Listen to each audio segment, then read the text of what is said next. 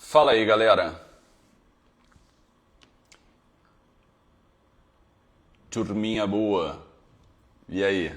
Pedro Augusto, Manuel Saturno, Fabrícia, MG, Karina Trindade, e aí, beleza? Beleza?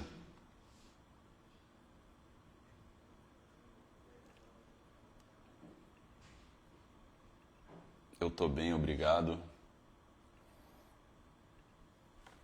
Maravilha. E aí, Eduardo? Beleza, galera, vamos lá. Olha só, passei um final de semana muito bom mesmo, né? Fui lá para o Mosteiro das Concepcionistas, uma ordem religiosa muito importante para a igreja, tá? Mosteiro de clausura, passar algumas formações, participar do congresso, e foi muito especial para mim, né? Muito especial mesmo. Então, é muito legal lembrar, né? Assim, pô, eu venho dessa realidade, né? Assim, tô nos bastidores dessa realidade aí do que é a igreja já faz um tempo, né? Mas é muito legal lembrar e estar presente ali e ver que existe um outro tipo de vida, né, galera? Existe um outro tipo de vida. Existe ainda pessoas que amam assim de uma forma diferente da nossa, né? Uma vida bonita, uma vida entregue, uma vida totalmente entregue. Isso dá uma esperança enorme. Então, foi muito bom para mim estar lá no mosteiro esses 2 dias. Chorei pra caramba lá, despedindo das irmãs. Pô. Elas ficam ali, eu não sei se vocês sabem, né, como é que funciona a vida religiosa de clausura, mas ali é uma clausura papal. Então, elas ficam ali trancadinhas, rezando. Rezando por nós, né? Rezando pela vida da igreja, pelas intenções do Papa em reparação aos sacrilégios, né? E muito bonitinhas, uma vida entregue, uma vida de santidade de verdade, né? Isso é comovente pra caramba, beleza? Então, certo, depois desse final de semana, eu decidi aqui entrar com vocês todos os dias, tá? Então, eu vou estar aqui todos os dias com vocês porque eu senti essa necessidade, beleza? Eu senti a necessidade de estar aqui mais próximo e com uma conversa mais profunda, entendeu? Senti mesmo, pela primeira vez, assim, sei lá, a gente mudar o ritmo aqui, mudar o ritmo dessas lives, da nossa comunicação. O que vocês acham? Não sei, eu voltei mexido no mosteiro. Voltei mesmo. Aconteceu alguma coisa comigo. Digo assim, senti a necessidade de estar aqui conversando com vocês. Eu vou chamar de conversa, né? Mas como se fosse assim, como se fosse uma conversa mesmo. Daquilo que realmente importa, né? Galera, vamos lá. Alguma coisa da gente buscar assim, substancialmente aquilo que importa. Entendeu? Eu acho que esse é o caminho. Tá? Então, por aí afora, vocês vão encontrar, sei lá, o que a gente abre e vê, né? Mais do mesmo, as fofocas, aqueles jargões, mitadas, e sei lá, eu acho que está na hora da gente. Está na hora da gente aprofundar mesmo. Usar, né? Usar aqui a rede social para aprofundar. Então, eu vou estar aqui com vocês, sentir essa necessidade pessoal, né? Uma coisa de estar aqui todo dia falando com vocês, mas não qualquer tipo de coisa, não qualquer tipo de assunto. Beleza? mas está aqui falando daquilo que realmente importa, levando para uma reflexão mais profunda, para que a gente consiga aplicar isso na nossa vida. Então, parar de viver uma vida superficial mesmo. E quando eu digo isso, eu estou dizendo assim, do modo mais sério possível. Olha, pessoal, o nosso tempo aqui é muito breve. Muito, muito breve. Entendeu? Então, sem essa tomada de consciência, essa tomada de responsabilidade pessoal a respeito da vida, porra, minha vida vai acabar, meu irmão. Sei lá, quanto tempo me resta, né? Quanto tempo eu tenho? Quantos anos eu tenho? Quanto tempo eu tenho pela frente? Sem tomar a morte como uma coisa assim pessoal. Pô, galera, aí a gente vai ficar, entendeu? Aí a gente vai jogar a nossa vida fora. Vocês estão compreendendo? Eu voltei meio em crise mesmo do mosteiro, assim, já estava, né, um pouco. Mas eu acho que é isso. Se a gente não tomar como própria a nossa vida, entendendo que a gente vai durar num tempo específico e que isso daqui vai acabar. Se essa crise, se essa verdade ela não vir para fora, até essas coisas profundas que às vezes a gente estuda ou pratica, né? No caso, o pessoal que pratica religião e tal, isso vai virar uma espécie de cinismo, né? Você vai ficar cínico. Quer dizer, mentiroso. A coisa não tem efeito e isso vai desgastando. Beleza? Então vamos lá. Eu queria aqui falar com vocês hoje nessa live, né? Era para ter entrado ontem, mas enfim, ontem eu ainda estava em viagem, estava lá em Bauru, no mosteiro. E não deu. Beleza? Então, hoje a gente começa aqui um novo episódio dessas redes sociais aqui. Beleza? Hoje a gente vai começar um novo episódio aqui nas redes sociais. A conversa vai mudar completamente. Completamente. Principalmente agora, depois que o pessoal aí da psicologia fica com essas maluquices aí, né? Eu acho que está na hora de voltar a botar a mão na massa mesmo. Beleza? Beleza. Tá, Gabi, vamos lá.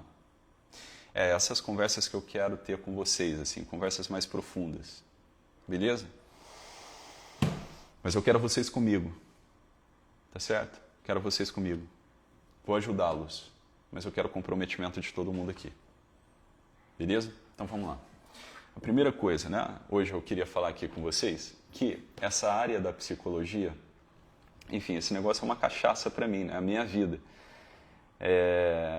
Então tem um interesse enorme. É o que eu estudo, é o que eu gosto de ver, enfim, né? É uma coisa pessoal. A psicologia para mim é algo pessoal. Não é uma coisa que eu fui fazer faculdade porque eu queria ter uma profissão, eu queria porra nenhuma, eu queria entender as coisas, tá certo? Então o que era caro para mim, desde ali do início da adolescência, quando eu comecei a entender uma coisinha ou outra, era entender qual a gênese, qual a origem do sofrimento, por que as pessoas sofrem, tá? Compreendendo essa causa do sofrimento, isso né, na época, se existisse, né, uma causa unívoca, uma causa única para o sofrimento, como é que eu poderia agir nela? Entendeu? Então, desde a minha adolescência, quando eu comecei a entender um pouquinho as coisas, eu tinha essa gana, essa sede. Eu falei, cara, por que as pessoas sofrem? Por que as pessoas choram? Porque o mundo não é bom. Né? Era uma dúvida, sim. E qual a origem disso daqui? Qual a origem desse sofrimento?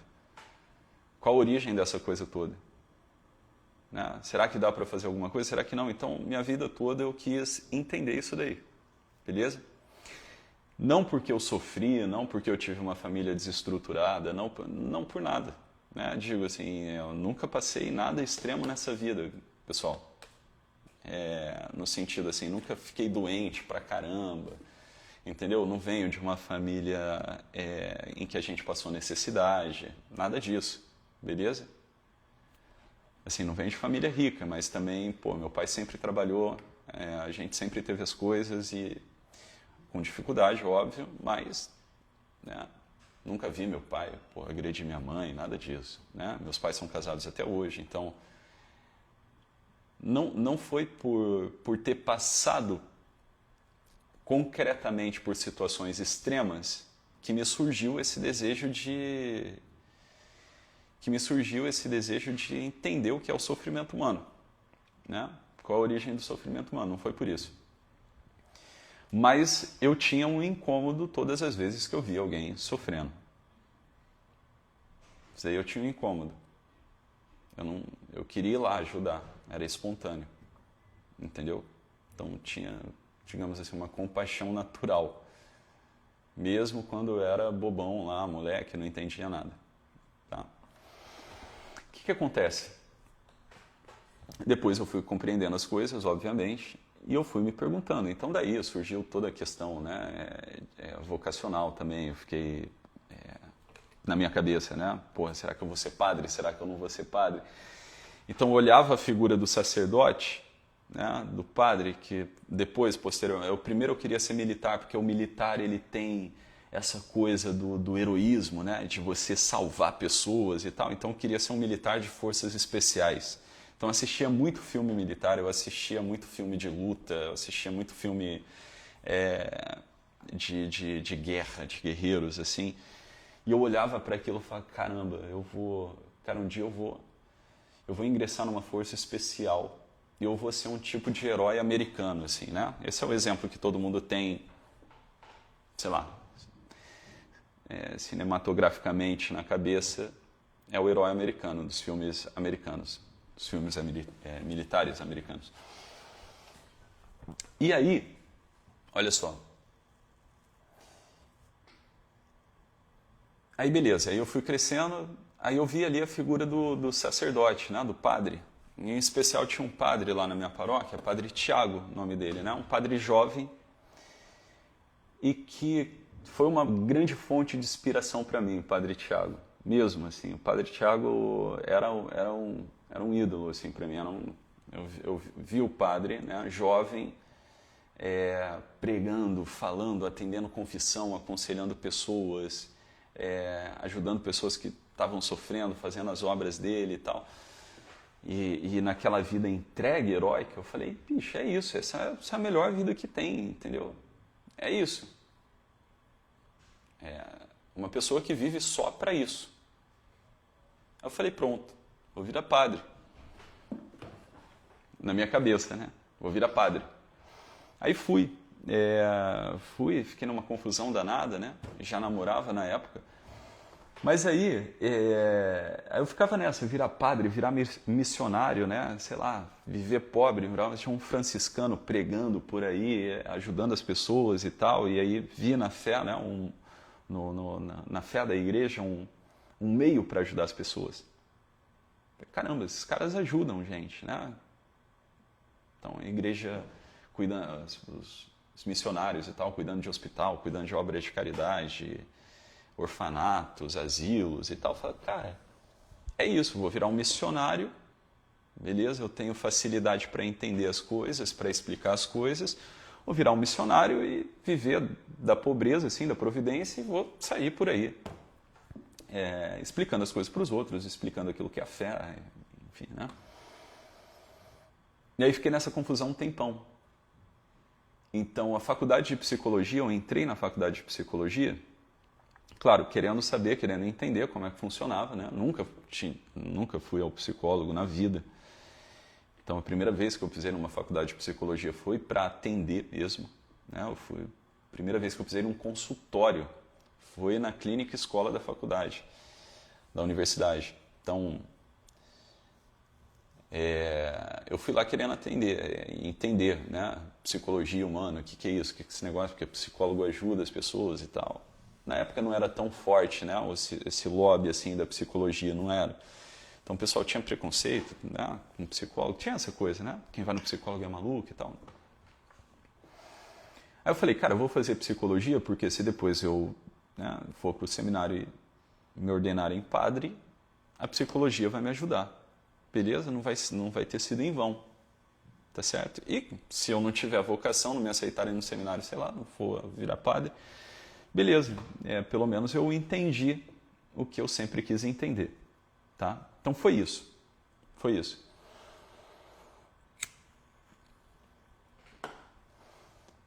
E aí, olha só. Beleza. Resolvi essa treta interior, né? Esse comichão que eu tinha dentro de mim para a vocação. Vi que eu não tinha vocação sacerdotal alguma. Beleza, digo assim, para ser padre oficialmente. E aí eu voltei para a faculdade, já estava na faculdade, voltei para os estágios ali na faculdade, foi quando eu atendi o primeiro paciente, aí pronto, né? Atendi o primeiro paciente na clínica da faculdade, aí a realidade se encaixou para mim, assim, eu falei, pronto, parece que eu estava tentando encontrar meu lugar no mundo, assim, entendeu? Estava tentando encontrar o meu lugar no mundo. É maneiro lembrar disso, sabia? Maneiro, faz mó tempão. E aí, enfim, eu lembro que terminou a consulta ali, acho que era triagem, não era nem atendimento mesmo, assim, era uma triagem, mas eu fiquei conversando ali com o paciente e tal, fiz a triagem lá e fiquei conversando com o paciente. Eu falei, cara, é isso, é para eu ficar aqui, eu nasci para fazer esse negócio, meio que tive uma intuição mesmo, aqui está meu campo de batalha mesmo, né? Aí beleza, aí comecei a estudar de verdade, comecei a estudar mesmo, tá? Assim, já estudava, já tinha um hábito de estudar, de ler, de ouvir aulas, enfim, já estava ouvindo ali o Olavo desde o início da faculdade. E aí comecei a estudar de verdade, assim, organizar os meus estudos, beleza? Organizar os meus estudos, aí fui estudar as abordagens lá da psicoterapia, o que era psicologia mesmo, comecei a organizar coisa por coisa e tal. Então tinha um grande interesse, toda oportunidade que eu tinha, mesmo antes de terminar a faculdade, de ouvir as pessoas, cara, eu fazia. Então, por exemplo, eu conversava com os outros na rua, assim, eu parava, conversava com um garçom, conversava com um balconista, conversava com um mendigo, beleza? Eu gostava desse negócio de tentar, assim, ouvindo as pessoas, como se eu estivesse no consultório já, mas só que não. Ouvindo as pessoas, tentar identificar aquilo que eu estava estudando. Eu fazia muito isso, muito. Então, às vezes eu estudava de manhã, assim, aí passava no quiosque da faculdade, ficava ali conversando com a tia do quiosque. Entendeu? Aí beleza, aí eu ia pra rua, sei lá, e às vezes tinha um mendigo ali na porta da igreja, ia pra missa, saía da missa, tinha um mendigo ali, eu ficava conversando com o cara. E aí eu tinha sei lá, um desejo, uma coisa de ficar ouvindo as pessoas, assim. Entendeu? Ficar ouvindo. E estudando. Essa era a minha vida, né? Já isso antes de se formar.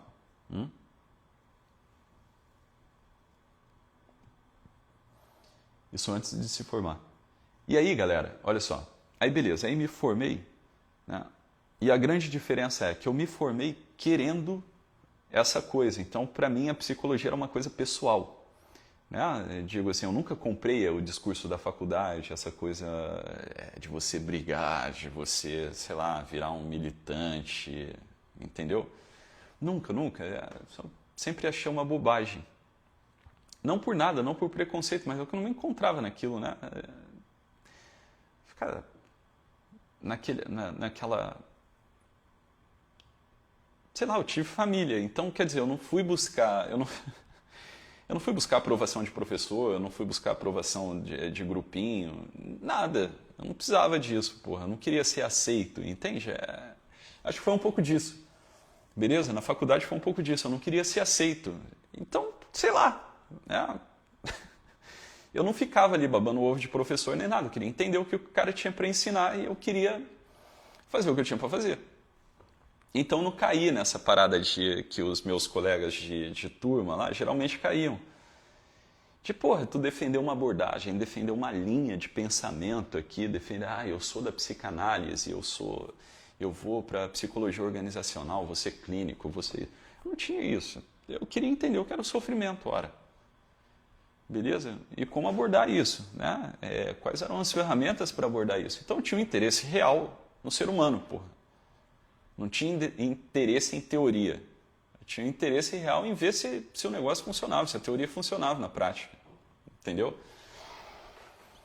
E aí eu estudei pra caraca, eu estudei mesmo, galera. Estudei mesmo. Li pra caramba.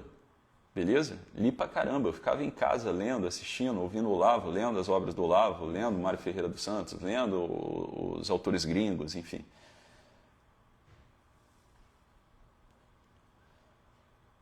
Porque eu queria sair da faculdade e clinicar.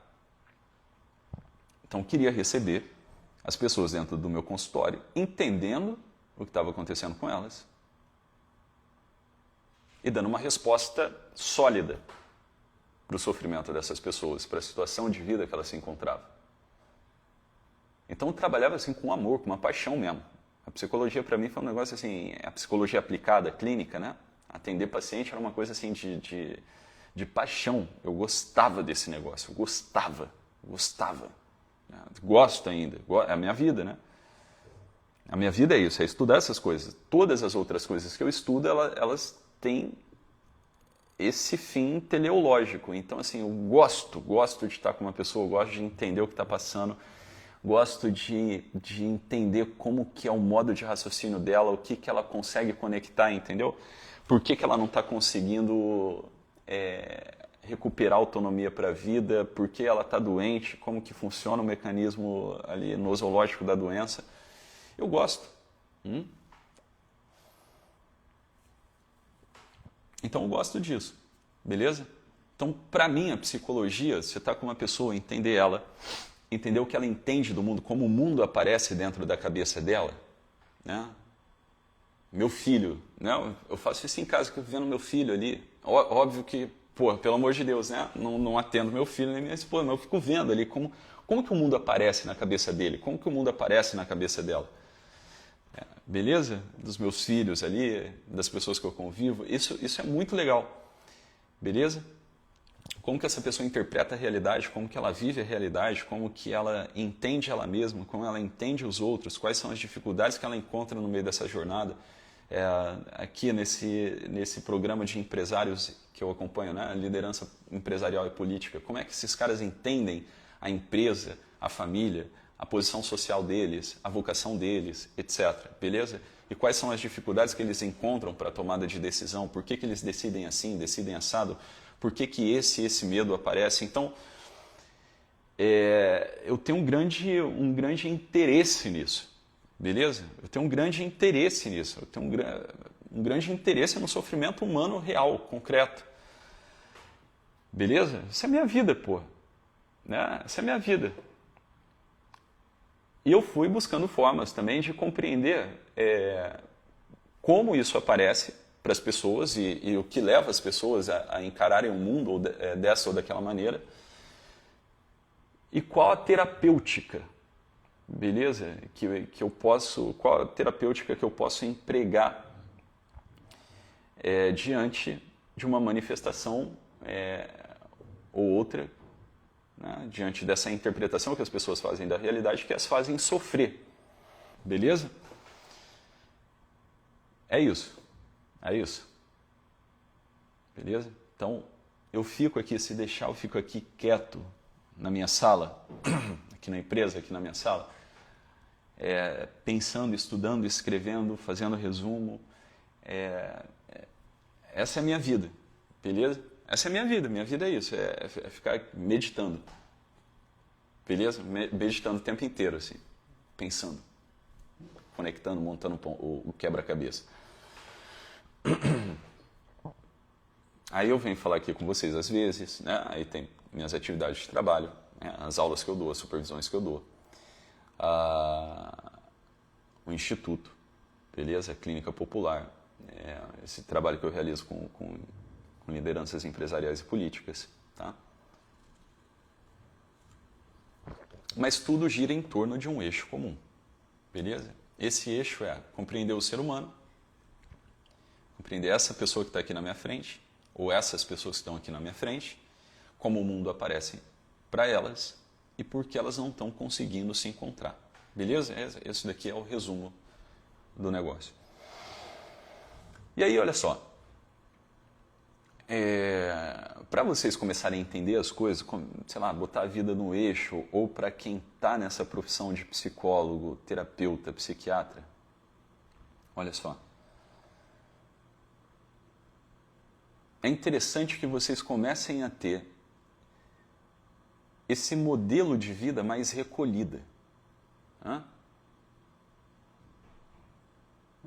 Esse modelo de vida mais recolhido, assim. Você está mais recolhido nessa busca. Consegue compreender?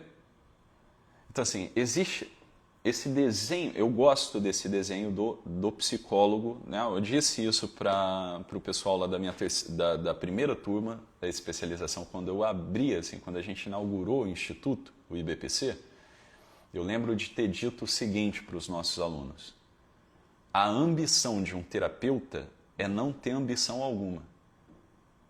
A nossa ambição é estar na realidade. Beleza? A ambição de um terapeuta é não ter ambição alguma. Então, isso daqui era o princípio ascético que ia orientar que orienta, né, toda a nossa formação aqui no Instituto. Beleza? Aí, Thiago, mas o terapeuta não tem que ganhar dinheiro? Olha, para mim isso é consequência de um trabalho bem realizado. Entendeu? Então, eu lembro de ter dito precisamente essa frase: a ambição do terapeuta é não ter ambição. É estar na realidade aberto à experiência real, elementar, né, do ser, da realidade, tentando montar o quebra-cabeça do negócio. Beleza? Perfeito. E aí, olha só.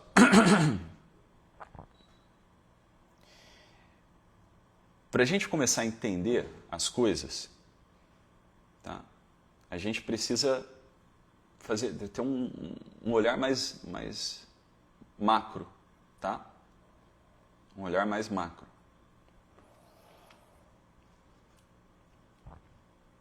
Então, olha só. Eu acho que todo mundo consegue perceber que tudo que nós fazemos buscando um certo tipo de plenitude. Vamos chamar assim? Um tipo de plenitude, realização. Esse é o primeiro dado que a gente precisa observar. Então, tudo que você faz na vida, você faz em vista de um ideal. Beleza? Em vista de um ideal que eu estou falando assim, é um bem futuro. E assim você compreende, né? Um bem futuro que você ainda não tem posse. Você não tem posse desse bem. É claro? Então, se você pegar ali na própria estrutura familiar, é assim que a coisa funciona. Então, existe ali o pai e a mãe, o princípio da vida, né?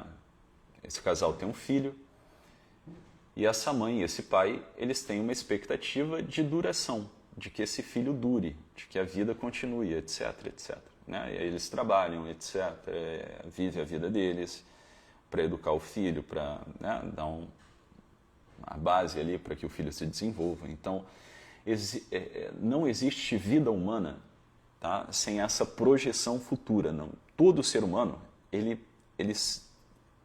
prospecta no futuro. Ele tem esse elemento de ilusão, que é saudável, beleza? A ilusão aqui, essa palavra ilusão que eu estou usando, ela não tem a acepção que geralmente vocês dão para a palavra ilusão. Beleza? Assim como a mentira. Não. A ilusão que eu estou falando aqui é o ideal.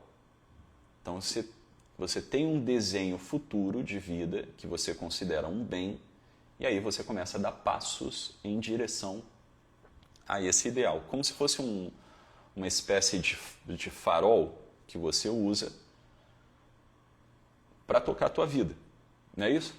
Então, você vai iluminando o caminho com esse farol, né? Para chegar lá, beleza? Para chegar lá nesse lugar. Esse lugar, digamos assim, para vocês aqui, esse lugar é o lugar de bem-estar, beleza? E é assim que mais ou menos a conversa acadêmica, ali dentro da academia, da universidade, ela se dá. Então, o que o ser humano está buscando? O bem-estar biológico, social, familiar, financeiro, econômico, não sei, beleza? Um bem-estar. Esse bem-estar, as pessoas não têm, né, pelo menos assim, no Orbis acadêmico, no mundo acadêmico, as pessoas não conseguem trazer para o concreto. O que é esse bem-estar? O que é o bem-estar biopsicossocial, né, que a OMS fala como o ideal de saúde? Então, a saúde, ela é uma harmonia de um bem-estar biopsicossocial. O que é esse bem-estar biopsicossocial? Você perguntar isso para um psiquiatra, para um psicólogo, ou até mesmo para um médico, ele não vai conseguir te dar um contorno, uma imagem, né, do que é isso. E você também não vai saber responder, pô. O que é esse bem-estar que você está buscando? Beleza? Que te faz construir ou mimetizar, adotar uma imagem de vida, de família, de projeto pessoal para você buscar, né? Para você perseguir. Beleza? Você não consegue dizer. No máximo, o que você vai conseguir dizer é a coisa da ascensão social. Então, você quer ganhar dinheiro, você quer ter uma boa posição profissional para ganhar dinheiro, e isso foi vendido como slogan, como propaganda, né? Você estudar para ser alguém na vida, para ganhar dinheiro, ter uma posição social, se realizar através de uma profissão e desse reconhecimento social. Beleza? Aí, em tese, assim, olha, é o que a maioria das pessoas conseguem conceber como esse lugar para chegar. Né? Onde você quer chegar? Tá? Vamos trazer para o concreto. Você quer fazer alguma coisa, né? Digamos assim, ser útil. Eu acredito que é isso, né? Você quer fazer alguma coisa que você goste, que não seja odiosa para você, e ser reconhecido por isso e transformar isso numa atividade de mercado e conseguir ter uma estabilidade material na vida. Ter uma casa para morar, um carro para andar, não ficar preocupado com contas e ir crescendo, né? Conquistando bens materiais, beleza? Isso daqui é o que a maioria de vocês tem na cabeça. Esse é o modelo de vida do brasileiro. O modelo de vida do brasileiro é o seguinte: você estuda para entrar na faculdade, beleza? Para pegar um diploma, se credenciar aqui no teu conselho profissional e começar a atuar, ou seja, transformar o teu conhecimento em atividade de mercado, ser remunerado por isso, né? Você é remunerado por isso, e você vai tentar encontrar mecanismos cada vez mais excelentes para ser remunerado cada vez mais, né? Cada vez mais, mais dinheiro, mais bens materiais, para estabilizar a tua vida material, ter tua família, tocar a tua família e, sei lá, curtir a vida, beleza? Curtir a vida. Ou fazer o que a maioria das pessoas fazem quando ganham dinheiro, ou quando, não sei se ganha dinheiro, quando tem um pouco de dinheiro, não sei lá, que é mostrar para quem não tem dinheiro, que é ostentar, ficar ostentando a vida para quem não tem dinheiro. Beleza? Então, quer dizer, a maioria, isso acontece, né, com uma parcela considerável aí de pessoas que venceram na vida, né, que têm uma profissão, ganham dinheiro, e aí agora elas ficam mostrando, elas ostentam que elas chegaram lá, que elas têm dinheiro, que elas têm uma boa posição social, etc. E elas tentam vender para você, né, reforçando de novo esse sonho de ascensão social, de estabilidade material e de conquista dos bens materiais, beleza? Então, olha assim, eu ganhei dinheiro, fiquei rico, sei lá, um exemplo, tá? Que não é algo que eu nunca apelei para isso, nunca apelei para isso. beleza? Então, sim, sob certo aspecto. Tá? Eu fiz minha vida dentro do consultório, né? Ganhei dinheiro enquanto eu atendia, tá certo? Mas eu nunca fui bom de marketing, assim, eu nunca fiz um marketing multinível, um marketing agressivo para ter paciente e tal e tudo mais. E nem para as coisas do instituto, acho que vocês percebem isso, né? Eu nunca apelei para essa linguagem assim própria do mercado marqueteiro, né? Vem para cá que tu vai ganhar dinheiro, que a psicologia, que não sei o quê, que eu fiquei rico, que papá. Não. Então, assim, eu atendia no consultório e já com pouquíssimo tempo de formado, pouco tempo mesmo, cara, eu tinha uma receita considerável, né? Digo assim, eu ganhava mais do que a média, assim, de médicos. Eu ganhava mais que um médico, pô. E veja, eu não dava aula, nada. Eu só atendia, beleza? Marcava consulta e atendia paciente. E eu já tinha, assim, naquilo que é a média salarial, né, tinha a mais do que um médico. E eu era, né, sou psicólogo, não sou médico, beleza? Mas eu nunca apelei para isso. Então, por quê? Porque para mim era consequência de um bom trabalho realizado. Na minha cabeça. Na minha cabeça era isso, né? Um bom trabalho. Eu realizo um bom trabalho. Tive que aprender a cobrar porque eu não sabia cobrar, então não sabia como é que funcionava, né? Eu atendia qualquer pessoa que chegava, pagava o que podia pagar e eu atendia. Mas mesmo assim, eu atendia muita gente, galera. Eu atendi muita gente no início, beleza? Então, sei lá, os 3 primeiros anos de clínica, de consultório, ora, eu entrava no consultório assim, eu tinha meia hora de almoço. Eu entrava no consultório 8 da manhã, eu saía do consultório 10 da noite, bicho.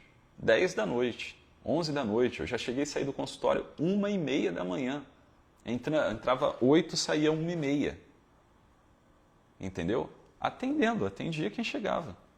Tá? Sem preguiça. Eu gostava. Aí que eu tô falando, pra mim era uma coisa assim, de paixão. Eu tava nadando de braçada, eu tava no meu ambiente. Entendeu? É isso aí, João. Aqui, ó, o João Facchini dividia a sala comigo. O João não é psicólogo nem nada. Beleza? O João, ele é um desenvolvedor. E o João, ele tinha uma sala num estabelecimento comercial lá de Presidente Prudente. E eu conheci o João, porque o João, ele foi estudando, né? Estudando a tradição da igreja. O João era pastor protestante, estudioso pra caramba, né? Aí eu conheci o João porque o João foi estudando e acabou se convertendo ao catolicismo. Uma história muito bonita, por sinal. Aí, o João queria dividir sala, né? Porque ele não ocupava a sala todos os dias da semana. Aliás, nem ocupava a sala, né, João? Ia lá final de semana, olha lá, de vez em quando, à noite. E aí eu dividi a sala com o João. E por que eu dividi? Aí eu vou falar aqui, João, acho que eu nunca falei. Um dos motivos pelo qual eu dividi a sala com o João Facchini foi o seguinte. O João tinha uma biblioteca enorme, assim, a sala dele era forrada de livro, beleza? E nessa época eu não tinha tanto dinheiro para comprar livro. A maioria dos meus livros eram livro de PDF, que eu tinha lá no meu notebookzinho da Positivo, que eu baixava de uma comunidade lá no Facebook. Como que era o nome, porra? É uma biblioteca clandestina lá. Pô, se a Polícia Federal passar o pente ali, eu acho que vai prender geral. Entendeu? Porque o pessoal botava livro raro ali. Eu esqueci o nome dessa comunidade, porra. Tinha lá no Facebook. E aí eu via a sala do João assim, forrada de livro, né? As estantes de livro e tal. O João tinha uma escrivania de madeira antiga, não sei, deve ter ainda, né, João? Eu falava, cara, sabe o que eu vou fazer? Eu vou atender aqui, eu vou dividir essa sala com o João, vou pagar um aluguel baixo, né? Que a gente divide aqui o custeio, o custo da sala. Eu boto aqui um sofá, uma poltrona e eu vou parecer um psicólogo, assim, cara, eu vou pegar um psicólogo intelectual, né? Digo, já estudava, mas o ambiente, como eu não tinha muito dinheiro para comprar livro, e eu não tinha uma biblioteca particular assim grande, né, eu falei, cara, esses livros aqui do João vai dar uma ambientação legal aqui para o consultório. Eu falei, óbvio, fechei com o João e comecei a atender. Beleza? Aí eu ocupava a sala do João, a gente pintei lá a sala, botei um lustre bonito, né? A sala ficou parecendo assim ficou bonito pra caramba, botei um tapete assim no chão, né? Não era um consultório chique nem nada, o estabelecimento não era um lugar chique nem nada, mas era bonito. Era bonito. É isso aí. E aí, olha só, aí lá dentro, pô, a gente fumava, né? O cara lá, o dono do estabelecimento comercial, enchia o saco, né? Mas beleza, ele enchia o saco assim, né? Pega leve, fuma menos, tá indo fumaça pra todo lado aqui dentro. Aí beleza, né? Então, eu reformei o consultório, ficou bonito pra caramba, né? Era uma sala de estudo do João lá, um escritório, transformei num consultório, ficou legal, bonito. E eu ficava lendo os livros do João, cantava assim, quando tinha um intervalinho ou outro, pegava os livros do João, levei meus livros para lá também, um pouquinho de livro que eu tinha, e ficava ali. E eu gostava de atender, essa que é a parada, eu gostava de ficar lá dentro. Gostava de ficar socado dentro do consultório, lendo, pesquisando, atendendo, amava atender, né? Assim, estava naquele afã do início de carreira, então eu amava atender, amava. Então o paciente chegava, nossa, eu me sentia um psicólogo, assim, um terapeuta, um inglês, tá entendendo? Atendia de gravata, bonitão, né? Então botava um café lá pro paciente e ficava ali. Às vezes não tinha paciente em seguida, então ficava 2 horas com o paciente, 3 horas, às vezes quando era o último paciente da noite, que chegava assim 8 da noite no consultório, eu ficava lá 3 horas, 4 horas conversando. Aí quando dava o horário, pô, meia-noite, 1 da manhã. Maneiraço. Solteiro, né? Tava solteiro na época, assim, não tinha família, não tinha nada, desimpedido. Então trabalhava, estudava, galera. Era muito maneiro. Então, a psicologia para mim ela foi uma coisa assim de paixão. Eu gosto eu gosto da minha sala, eu gosto de ficar aqui, eu gosto de receber gente, eu gosto de ter horário livre, entendeu? Para conversar e tal. Não gosto desse negócio de ficar igual paulista, ficar o tempo todo com o olho no relógio e tal e fazendo as coisas. Não gosto, beleza? Então, quem foi meu paciente nas antigas, né, ou quem ainda está sendo acompanhado aí, porque eu acompanho alguns, sabe, eu não tenho restrição de horário, então a gente começa a conversar. Tem paciente que sabe que se eu demorei, que se eu não chamei é porque eu estou com outro paciente, eu estou em outra reunião, estou fazendo outra coisa. Beleza? Então o pessoal mais ou menos assim que está comigo já sabe como é que funciona. Minha cabeça não funciona em sisteminha, assim, né? Minha vida ela não funciona como sisteminhas, fechadinhos, beleza? Interessante. Aí, olha só. Eu tenho paixão por isso. Então, é óbvio que eu não flerto com esse negócio da psicologia atual e da faculdade, né, da universidade, que é criar na cabeça dos psicólogos sisteminhas. Tá entendendo? Sisteminhas. Tu viver debaixo de regrinhas e sisteminhas malucos. Isso é danoso para a cabeça de um terapeuta. Vocês estão compreendendo ou não? Isso é super danoso para a cabeça de um terapeuta, para a cabeça de um professor, para a cabeça de uma pessoa que tem como base da profissão ou da atividade que ela executa a intelectualidade, a inteligência, o exercício intelectual. Então você imagina um professor que não consegue ter ócio, um terapeuta que não tem tempo de ócio, qualquer pessoa, né, digamos assim, que não tem um tempo de ócio. Porque se eu for ver, a terapia é um tempo de ócio.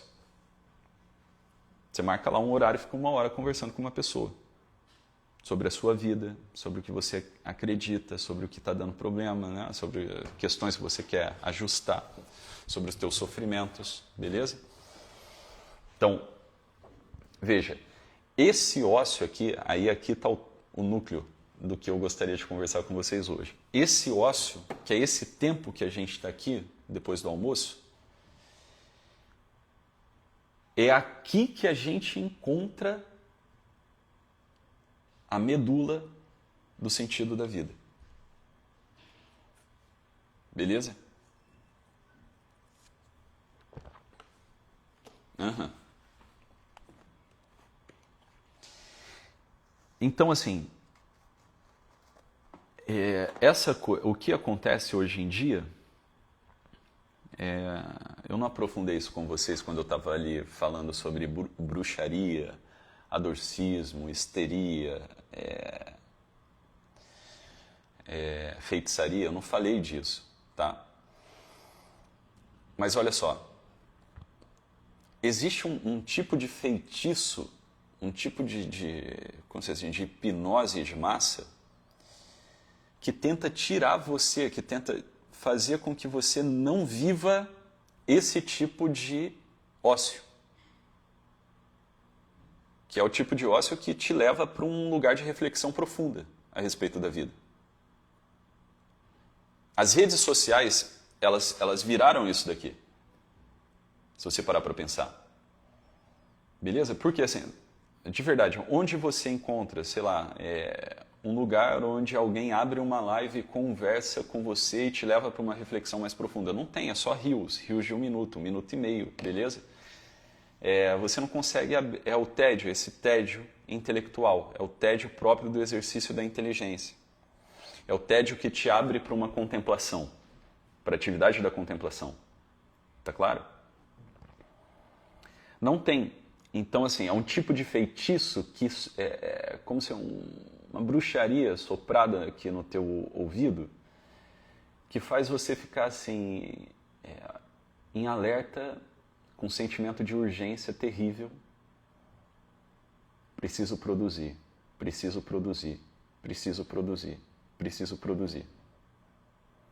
Preciso resolver, preciso resolver, preciso produzir, preciso melhorar, preciso ganhar dinheiro, preciso resolver esse problema no casamento, preciso resolver isso daqui, preciso resolver aquilo ali. Você entendeu? Isso é grave. Por que isso é grave? Porque se eu perguntar para você hoje, assim, ó, você tem a sua vida na mão? Você sabe para onde você está indo? Mesmo? Presta atenção. Fica aqui comigo, presta atenção. Olha para toda a tua vida, tá? Teu trabalho, tuas atividades, tua vida em família. Se eu perguntar para você, você tem essa segurança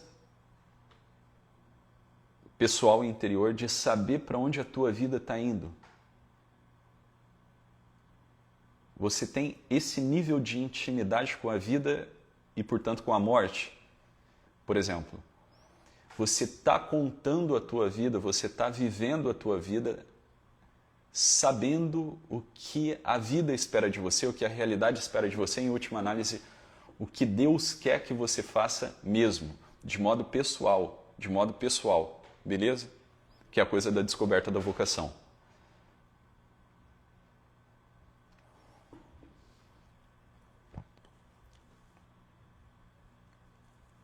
Se você se fizer essa pergunta, tu vai entrar numa grande crise.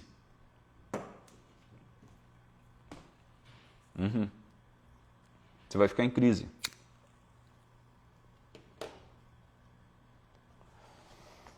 Por quê? Porque você não tem, primeiro, intimidade com você mesmo, você não tem intimidade com a vida, e aqui está uma das raízes desse medo e dessa insegurança que você sofre, que você tem, a nível profissional, familiar, relacionamento, etc. E você não tem intimidade nem com a morte e tampouco intimidade com Deus. Então, quer dizer, a coisa do sentido da vida, tá? É isso aí, olha, eu sou a prova viva de que não temos controle nenhum sobre o que planejamos. Beleza. Beleza. Esse tipo de manifestação aqui, Viviane, essa coisa aqui que acontece contigo, essa frase que você falou, é o que a maioria das pessoas vivem. Mas existe um outro jeito de viver a vida, por exemplo, que assim, de fato, você não sabe o que vai acontecer com você até as 18 horas, você não sabe se você vai estar viva até as 18 horas hoje, até as 6 da tarde. Mas existe um outro jeito de estar na vida que é encarar esse descontrole como um diálogo, uma relação amistosa entre você e a realidade, entre você e Deus em última análise. Ou seja, eu estou vivendo precisamente aquilo que é para eu viver. Essa circunstância é precisamente o meu destino que está se realizando aqui agora. Vocês conseguem entender o que eu estou falando ou não?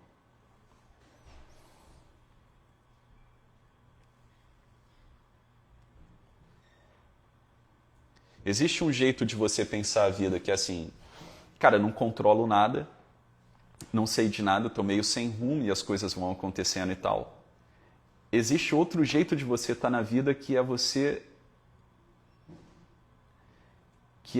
ouvir quem é o Senhor da vida, que é você encaixar as peças de modo que quando algo acontece com você, quando uma circunstância te surpreende, tá, no itinerário da vida, você fala,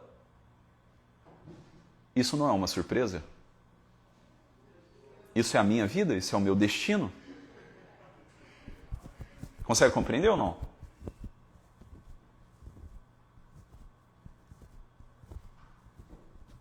Existe um jeito de estar na vida que é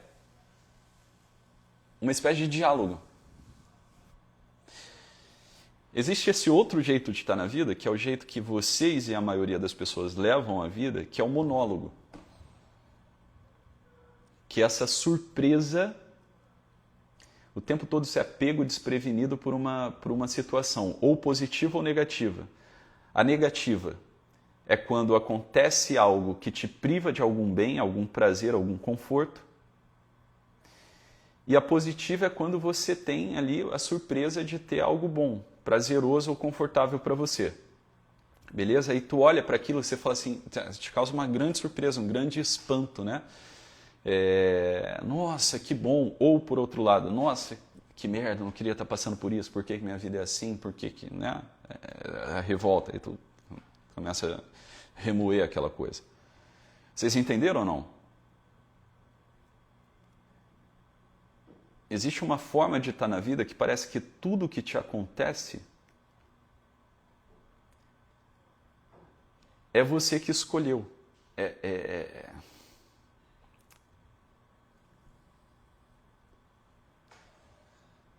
Digo assim, não é você que escolheu, mas alguém que te ama e te conhece escolheu essa circunstância para você e quando você está nela,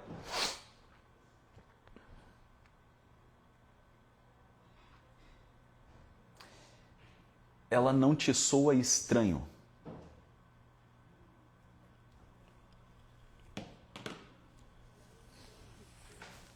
Tá entendendo ou não? Não sei se vocês entendem.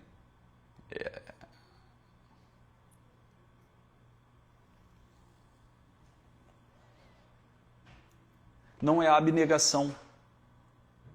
Não é a abnegação. Beleza? A abnegação ainda é uma coisa assim, meio ascética. Uma coisa de ascética natural, de você aguentar o tranco e tal, parar de reclamar e se conformar e tudo mais, só que ainda com aquela barreira interior. Beleza? Aí você começa a fazer esse exercício de abnegação. Pô, tem que trabalhar mesmo, tem que fazer mesmo. Agora, existe uma coisa que é Existe uma coisa que assim, acontece algo, você fala assim, é isso aqui, isso faz parte da minha vocação. Ou seja, você para de entender a vida como algo contrária, como uma coisa contrária à tua felicidade.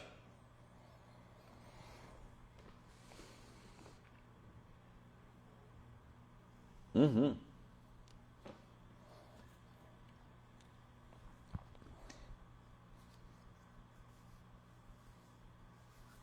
É tipo assim, cara, isso não tá. Esse primeiro modo, né? Quando você vive a vida assim, nesse monólogo, acontece algo com você, você fala assim, porra, que merda. Isso daqui não poderia estar acontecendo, isso daqui vai me atrasar pra caramba. Problema. Existe outro modo de estar na vida. Porque assim, isso isso é a minha vida. Eu quero isso que está me acontecendo agora, de todo o meu coração. Eu quero estar dentro. Dá para entender ou não? O ponto aqui. Existe um jeito de você viver a vida que é essa coisa assim, você mira no ideal e tenta caminhar para lá. Aí você vai encontrar uma série de barreiras para chegar lá. Beleza? E essa coisa vai te causando um mal-estar. Existe um outro jeito de estar na vida?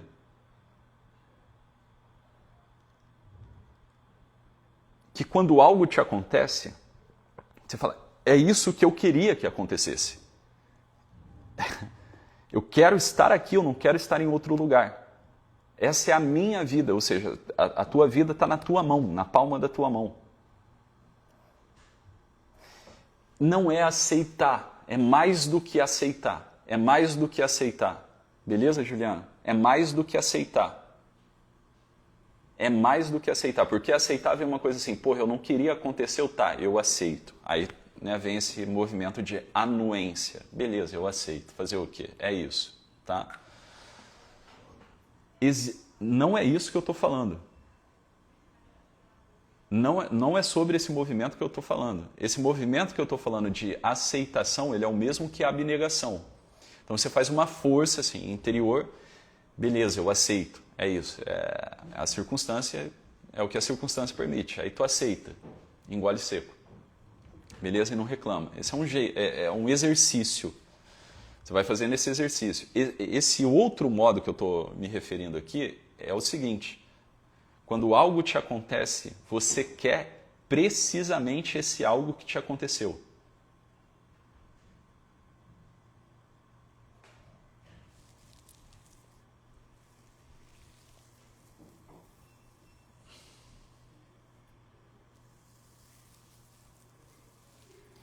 Seria a compreensão de que o que lhe acontece é necessário em sua vida para a progressão, o lance da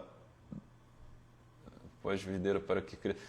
Não, porque através dessa imagem assim do progresso, tipo, o que está acontecendo agora serve para o meu progresso, para eu melhorar. Não é nesse sentido. Não é nesse sentido, não. Porque essa ideia de progressão, ela é um símbolo da cultura atual. O progresso científico, o progresso de vida, o progresso financeiro, a prosperidade, a melhora, né? Quantitativa, você vai melhorando e vai quantificando a tua melhora, o teu dinheiro, o teu sucesso. Não é isso que eu estou falando. Seria como desejar as circunstâncias adversas como sublimar. Só que não é um simples movimento do desejo. É um movimento próprio da vontade livre. Você quer precisamente esse momento. Você entende ele como seu. Tá entendendo? Você entende ele como o palco da tua vida. Você quer, você beija ele, você ama estar nessa situação.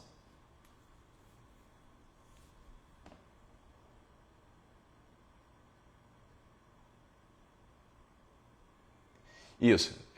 Esse é um modo, Juliana, que a maioria das pessoas vivem a vida. A maioria das pessoas vivem a vida assim. Eu não queria estar aqui, eu queria estar lá. Beleza? O que eu estou dizendo é que existe um jeito de viver a vida que você ama estar onde você está. Você ama esse chão que você pisa. E não é um amor de cinismo. Veja, não é um cinismo, não é assim, essa força, não é um movimento cínico. Não é um movimento cínico que as pessoas que praticam a religião tentam fazer, que aí é a coisa da ascética. Esse cinismo, aceitar a vontade de Deus agora. Não é isso. É algo que é resultado disso, é posterior a isso. Você quer estar onde você está passando por aquilo exatamente que você está passando. Que essa é a sua vida, essa é a história da sua alma. É aqui que acontece o diálogo com a realidade. Essa relação amistosa, que em última análise é a relação amistosa que nós somos chamados a ter com Deus. Perfeito?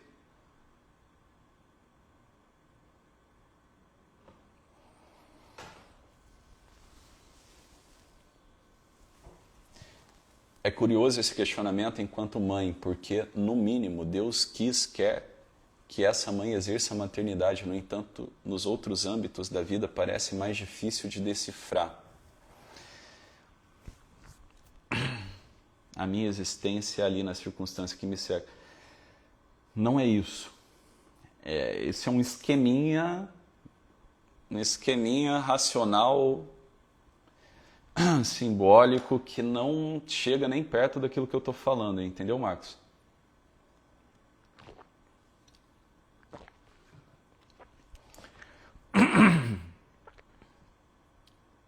Beleza? É difícil falar disso. Por que é difícil falar disso?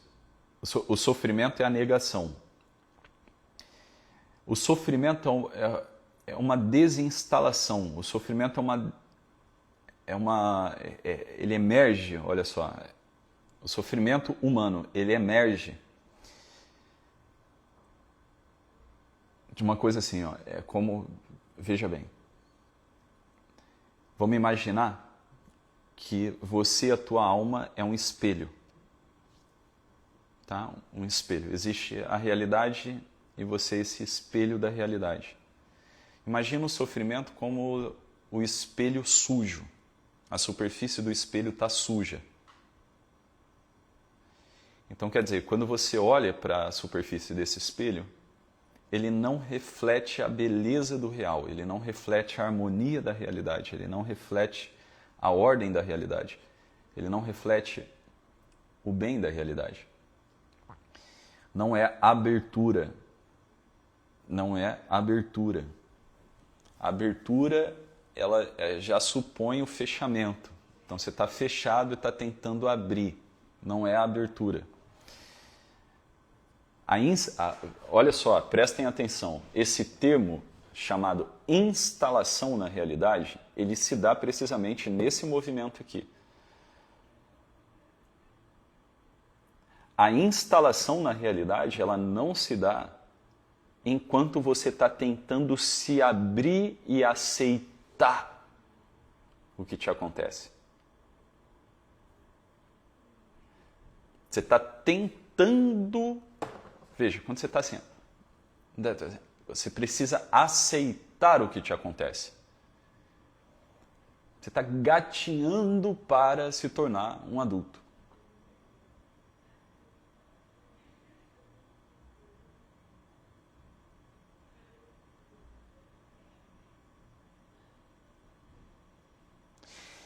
Mais ou menos isso, meio que por aí. Meio que por aí, Juliano. Meio que por aí. O que eu estou dizendo é, quando algo te acontece, parece que você escolheu esse algo que te acontece. Você quer precisamente aquilo que está te acontecendo nesse exato momento. A tua atenção, a tua imaginação, ela não se ancora em outro lugar, ela não está em outro lugar. Consegue entender?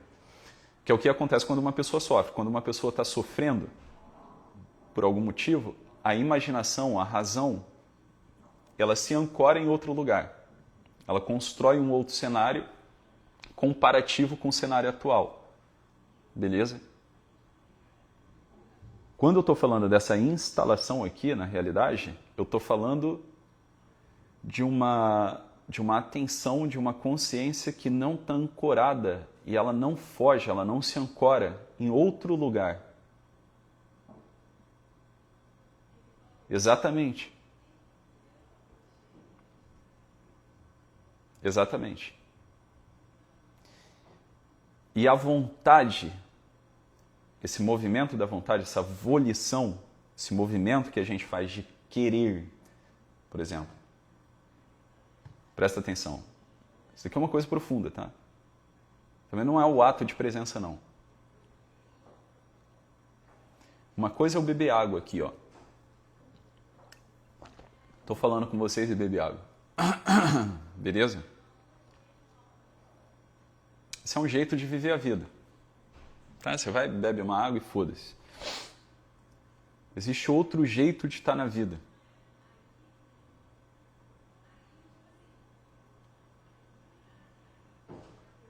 Que é o seguinte, era para eu quis, eu amei beber água, eu tinha que beber água.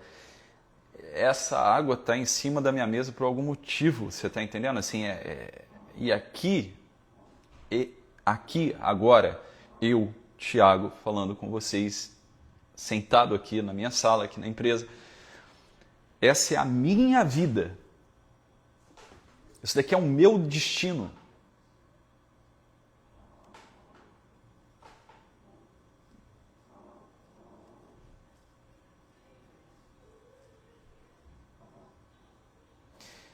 Ter uma reverência diante das situações, não é ter reverência, é amar. Amar.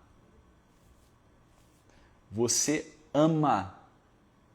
Você ama. Que mané domínio da percepção. Tá malucão, Marcos. Você não tem domínio da percepção. Isso é uma vida superior. Você ama. Você ama estar pisando nesse chão. Você está entendendo?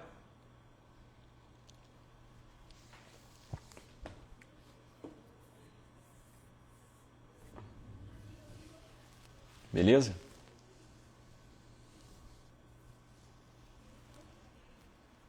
Muito difícil. É difícil. É difícil. Eu sei que é difícil. É difícil por quê? Porque a maioria de vocês estão macumbados. Beleza? A maioria de vocês estão macumbados. A cabeça de vocês, assim, ela funciona nesse primeiro modo de vida que eu falei. Também não é gratidão, Patrícia. Não é nenhum desses movimentos superficiais da alma. De você, assim, gratidão pelo meu filho estar no hospital, gratidão pela morte de alguém, gratidão. Não é gratidão. Não é gratidão. Tem nada a ver com gratidão. Gratidão por beber água, gratidão por estar vivo. Não é isso. Não é isso. Amor. Você ama. Entendeu? Isso não tem nada... Ó, presta atenção, porra. Isso não tem nada a ver com bem-estar. Isso não tem nada a ver com você ficar bem. Não tem nada a ver com você progredir. Você está entendendo? Isso não tem nada a ver com você fazer um malabarismo para ficar bem nas situações da vida, que é o que vocês buscam, que é o que todo paciente de terapia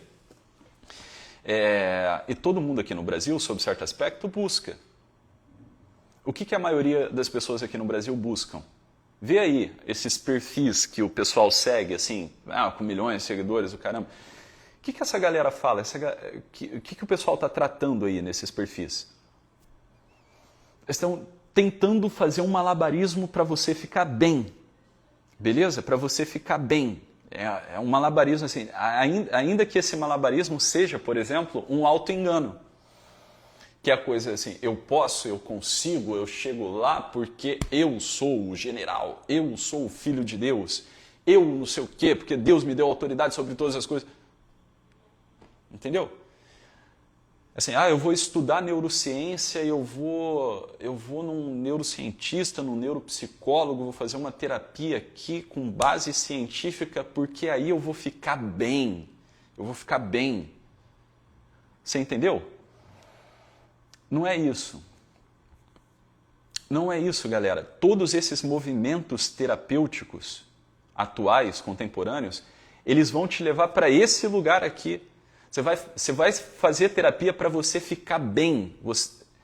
O terapeuta ele vai fazer um malabarismo.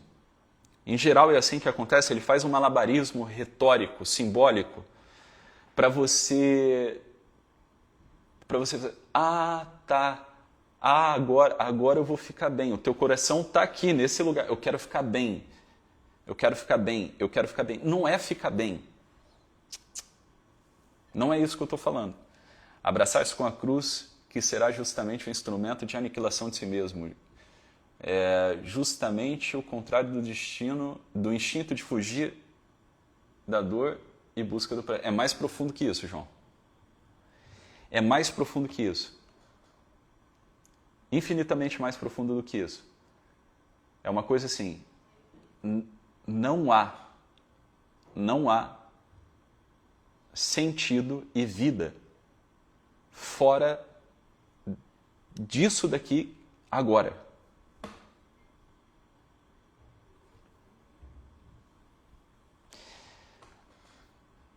Você está entendendo?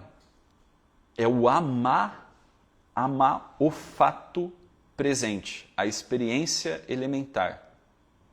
Seja ela positiva, do ponto de vista emocional, sei lá, seja ela negativa. Então, por exemplo, um filho internado numa UTI, o velório do teu pai, o velório da tua mãe, da tua esposa, do teu marido, não sei, uma doença grave, um problema financeiro, não é você amar aquilo porque aquilo é bom. Porque aquilo te deixa bem. Não é amar essa circunstância negativa porque ela te deixa bem ou rejeitar ela porque ela te deixa mal. Não. É porque isso daqui é a sua vida. Você está entendendo? E qualquer outro tipo de movimento, ele é sempre fuga, ele é sempre ilusório no sentido negativo aqui. Você entendeu?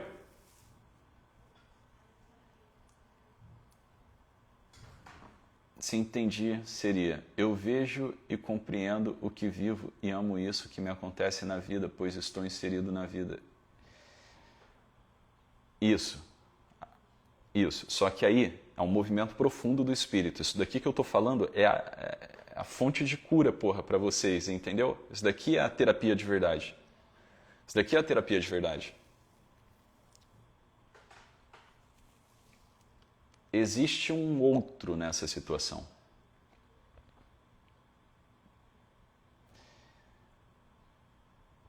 Sacou? É a tua vida. A tua vida não está fora desse contorno. Não existe vida, não existe você fora desse contorno. Então, por exemplo, vocês se dão mal, digamos assim, né? Sofrem e tudo, pelo seguinte: vocês estão buscando vida fora desse contorno. Do contorno real atual.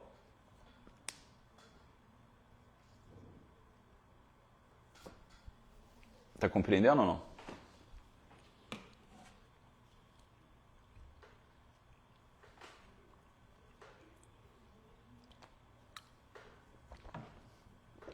Ou vocês estão olhando para o real e atual e o espelho está sujo, a superfície do espelho está suja. Tu não entende nada. Tu não entende por que tu está fazendo o que tu está fazendo, tu não entende por que tu toma a decisão que toma, tu não entende por que você vai onde você vai, por que você volta de onde você volta, por que você compra o que você compra, por que você não entende. Entendeu? Mas como fica a questão humana de não querer adversidades? Do que percebo, a grande questão é todos olham problemas e vemos ele como estranho a nós, como se integrasse nosso ser. Como se não, exatamente, é isso aqui, ó. É isso aqui, ó. O que percebo a questão é, todos olham problemas como todos olham problemas e vemos ele como estranho a nós. É isso aqui. Aí tu resumiu. Tu resumiu o que eu estou apontando. Vocês olham um problema, ou aquilo que vocês chamam de problema, sei lá. Então vocês vivem a vida sem uma coisa chamada intimidade. Você entendeu?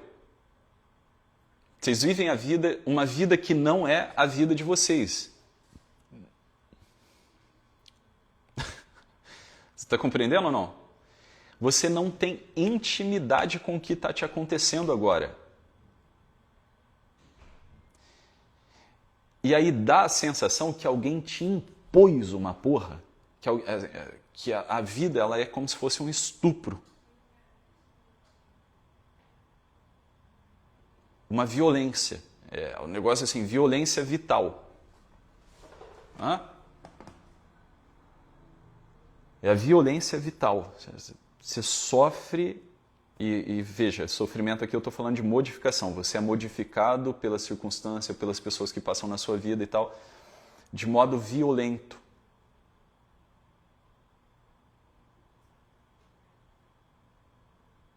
Você não tem intimidade com o que está te acontecendo. E aí, obviamente, você cai no cinismo, né? O que é o cinismo? É o oposto da intimidade. O ser, portanto, é pleno, constitui benefícios e malefícios. Adversidades então compreendermos isso e continuar a viver.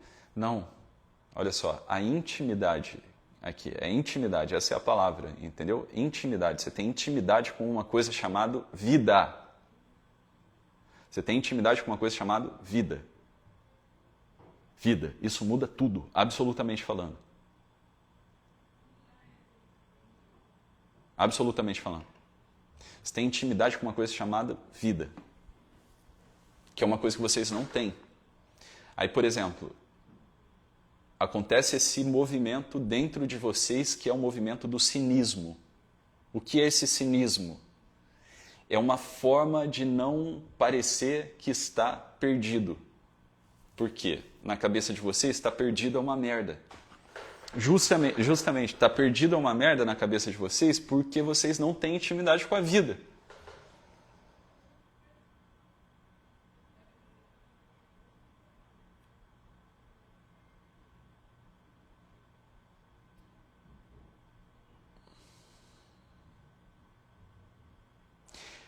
E aí parece que existe vida fora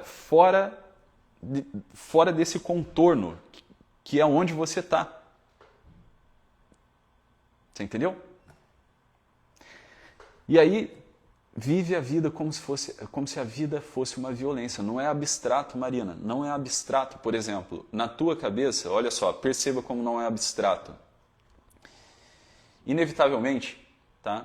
Você está olhando para um lugar, você quer chegar em algum lugar, beleza? Esse lugar que você quer chegar, falei isso no início da live. Você quer chegar num lugar de ascensão material, ascensão social, ascensão profissional, estabilidade material. Esse é o sentido da vida para vocês, beleza? Vocês querem chegar nesse lugar. Tá claro? Quer ter, uma boa posição social, profissional, etc., dinheiro, etc.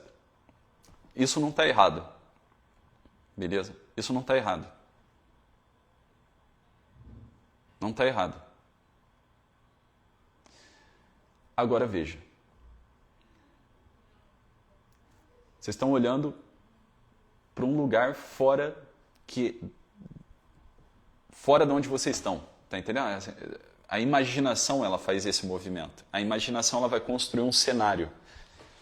Como que funciona a imaginação? Você pega vários fragmentos de memória e experiências que você teve e monta um novo cenário.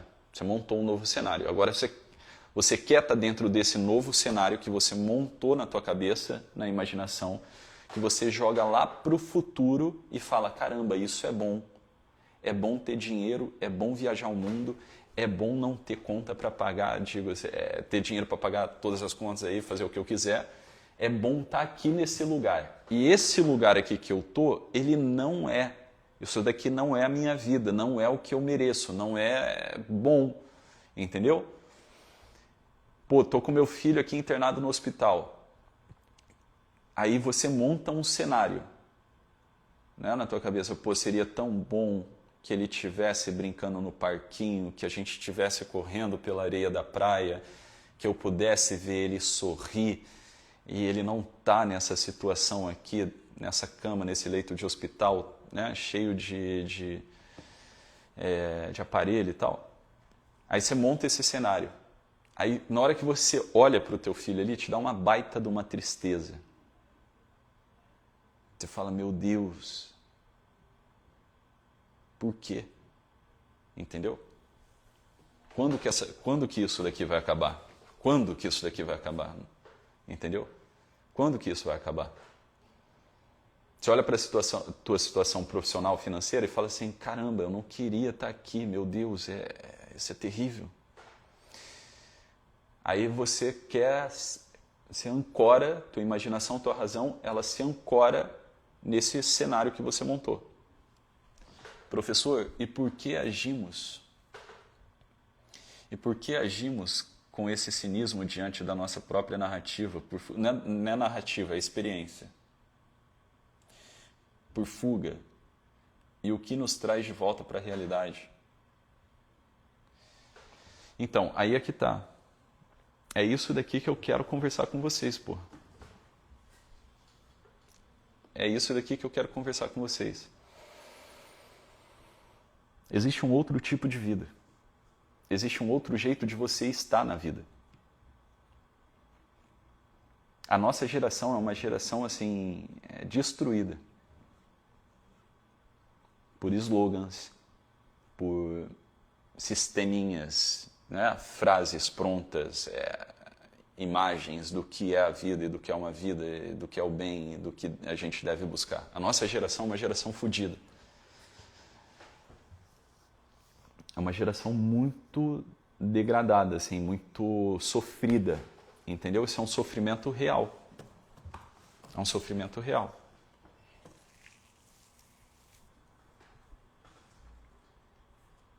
Porque te fizeram acreditar. Te fizeram acreditar. Você acredita que a vida ela é sobre um progresso material, quantitativo.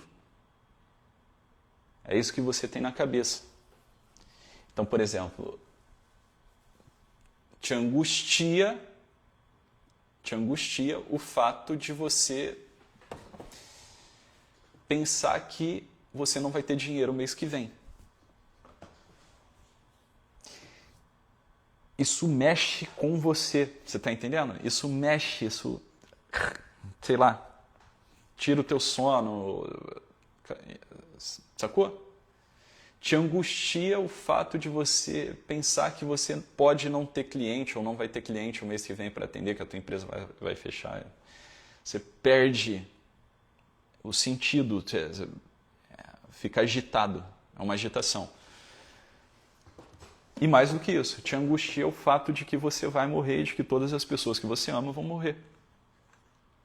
Por mais que você cuide da saúde, por mais que você tenha prosperidade financeira, por mais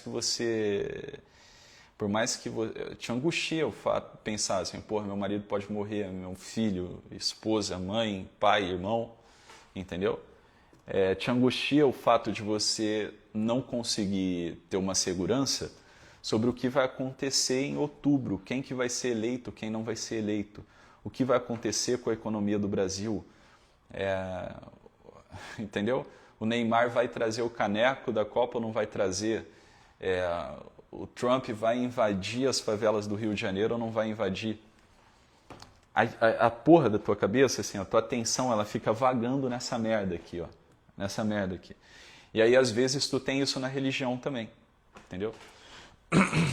Começa a ter neurose religiosa. Deus, não sei o quê, caramba, eu vou pro inferno, pô, tu começa a ficar atormentado, né? Atormentado. O padre é do mal, o padre é do bem, esse padre é da tradição, esse padre é modernista, esse padre é isso, esse padre é aquilo. Você começa a ficar doidão.